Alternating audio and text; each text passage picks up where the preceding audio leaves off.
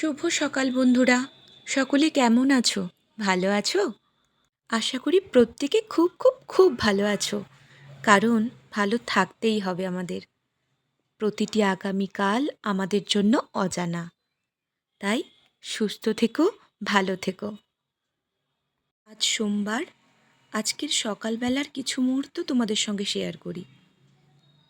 এতক্ষণ নিশ্চয়ই দেখে নিয়েছো আমার রান্না বান্না শুরু হয়ে গেছে, ভাত বসে গেছে, চা হয়ে গেছে, এদিকে রুটি করছি।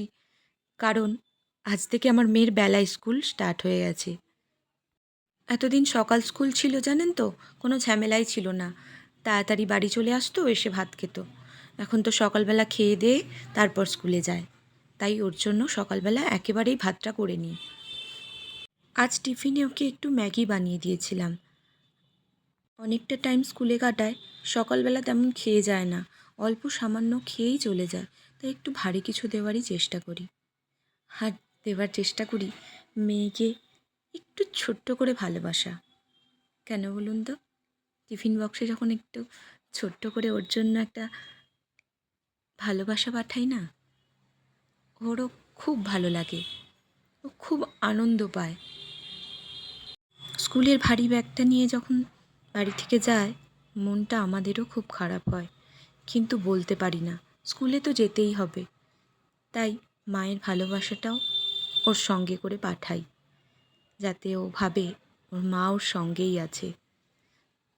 খুব সত্যি কথা কি বলুন তো, বাচ্চাগুলো যখন বাড়িতে থেকে বিরক্ত করে, আমরা ওদেরকে বলতে থাকি, তোরা স্কুলে গেলেই আমরা ভালো থাকবো।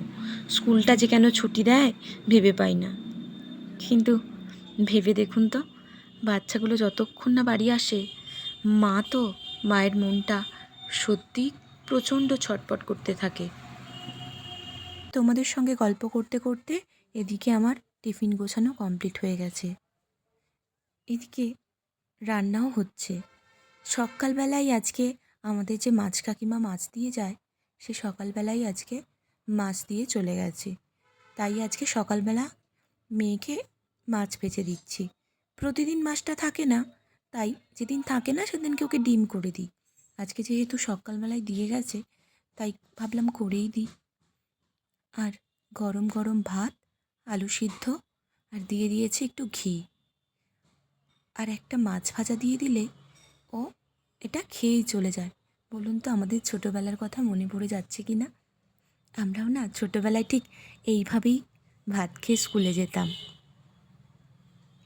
তাড়াতাড়ি করে যখন পেরে উঠতাম না, আমাদের মায়েরাও এইভাবেই আমাদেরকে খাইয়ে দিত।